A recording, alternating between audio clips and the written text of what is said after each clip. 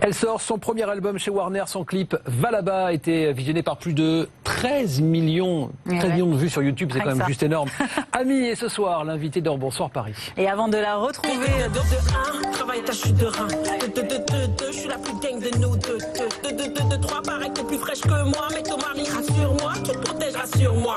De 4, 3, rien que tu jactes. Quand pas ta Lucifer, ouais, rien que tu pactes. Nage et tard, rien que tu critiques. Quand t'as rien à manger, t'attaques le physique. Bande de bitches, elles ont le seum. C'est pas de ma faute si t'es moche et seule. Mais pourquoi vous êtes si méchante? On a le même pouvoir entre les jambes. Voilà, l'album Ne le dis pas à ma mère est sorti fin septembre chez Warner. Bonsoir Ami. Bonsoir à vous. Merci d'être dans Bonsoir Paris. Merci. Cet album, on va donc en parler dans quelques instants. Un mot sur l'histoire passionnée avec la musique.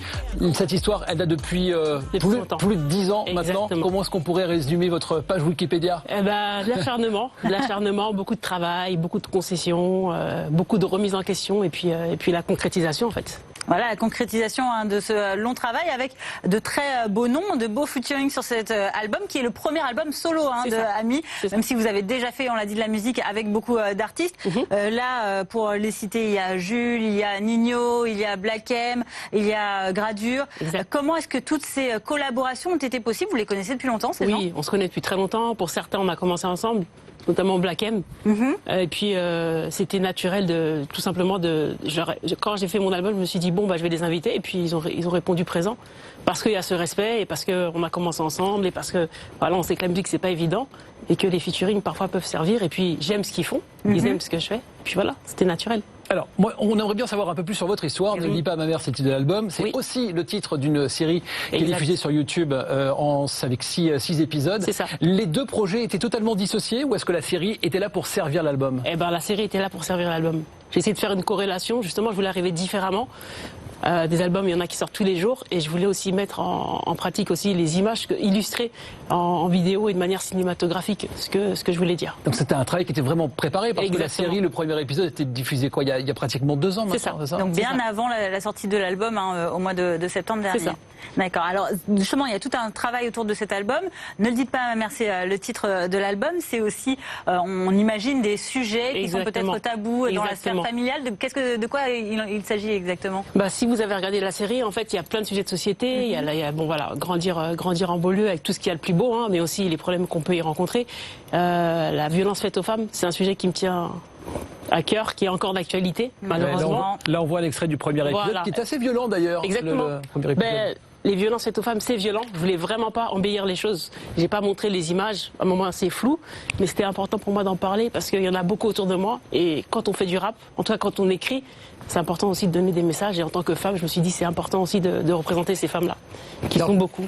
Tous ces messages, Ami, on ne les dit pas à sa maman quand la violence. Pourtant, aujourd'hui, il faut en parler. Au contraire. C'est un jeu de mots. C'est aussi le titre d'un morceau.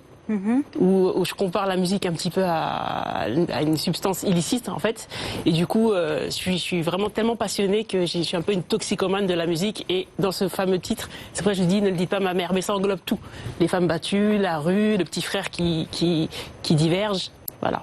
À des sujets qui évidemment parlent de certaines banlieues de notre région, mais pas uniquement, notamment les violences aux femmes. Ça, vous le spécifiez bien, ça ne concerne pas que les quartiers. Il n'y a pas de statut pour le dire. Voilà, exactement.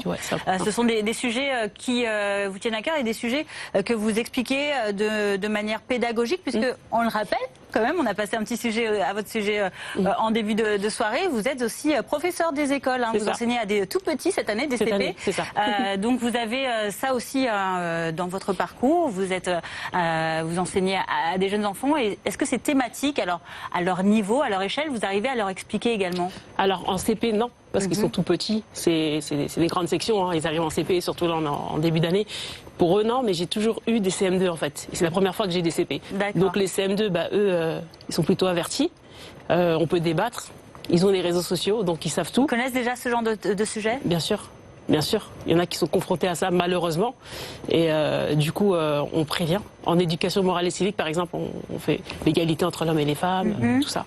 Donc on peut être susceptible d'en parler effectivement. Ami, vous parlez de l'éloquence. Oui. du côté essentiel de pouvoir bien parler, de bien pouvoir s'exprimer. Oui. Comment est-ce que vous l'inculquez ça aux jeunes que vous fréquentez tous les jours à l'école? Eh ben ça dépend parce que j'ai eu la chance et l'opportunité d'enseigner dans plusieurs milieux sociaux. Donc c'est vrai qu'en RED+, par exemple, on rencontrera un peu plus de difficultés parce qu'ils ont peut-être un accès à la culture moins évident que sur Paris par exemple ou dans des banlieues un peu plus favorisées, on va dire. Et donc du coup c'est tous les jours on apprend des nouveaux mots. On rectifie surtout la manière de parler. C'est surtout rectifier en fait. Déjà à ces jeunes âges. Voilà, embellir la langue et puis donner des synonymes valorisants de ce qu'ils peuvent employer et puis faire en sorte que chaque jour ils s'expriment mieux et leur faire comprendre dès le plus jeune âge que il y a un exercice que j'avais bien faire à mes élèves. Je leur ai dit bon bah voilà, aujourd'hui j'ai reçu plusieurs CV. Pour tel poste, qu'est-ce qu'il va faire? Je vais te prendre toi et pas lui. Donc voilà, on discute. C'est un exercice qui est assez plaisant et ils s'y prennent au jeu généralement. Alors une question d'organisation parce que voilà, vous faites beaucoup de choses, on vient de le dire. Vous êtes enseignante en même temps. Vous avez réalisé ce premier album solo. Vous rappez régulièrement. Comment est-ce que vous faites pour concilier ces deux vies? C'est un choix. C'est difficile, mais je l'assume. Voilà. Donc nous, voilà, on est professeurs. On a quand même un certain nombre de vacances. Mais profiter de ces vacances. Je profite de ces vacances pour me reposer et pour faire de la musique. Et puis les week-ends. Et puis en général, un album, ça se concentre sur une petite période vraiment intensive.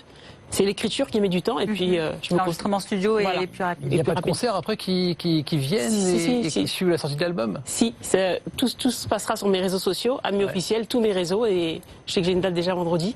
Donc, où ça vendredi? À Vitry. À Vitry. Au Sub. Parfait. Et donc pour les autres dates, vous verrez ça sur les réseaux. Ami, vous dites qu'il y a très peu de rappeuses en fait en France et que vous devez vous soutenir. C'est important. Moi, je suis très fédératrice de toute façon. Et déjà, on n'est pas beaucoup, ou alors très peu à avoir explosé entre guillemets.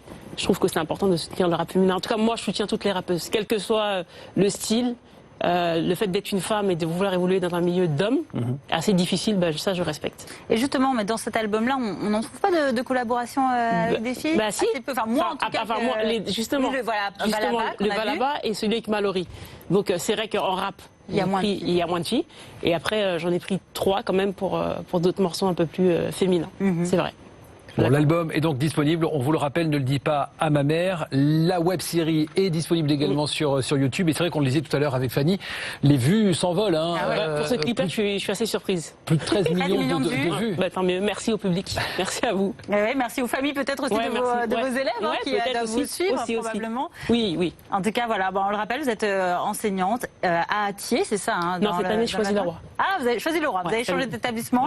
Voilà, et puis vous continuez votre belle carrière. En tout cas, on vous souhaite de très beaux concerts dans la région. On vous suivra, on parlera de vos concerts, de vos scènes ici dans la région. Merci beaucoup. Ami, donc l'album Ne le dites pas à ma mère qui est sorti au mois de septembre. Merci beaucoup et à très bientôt. Bientôt.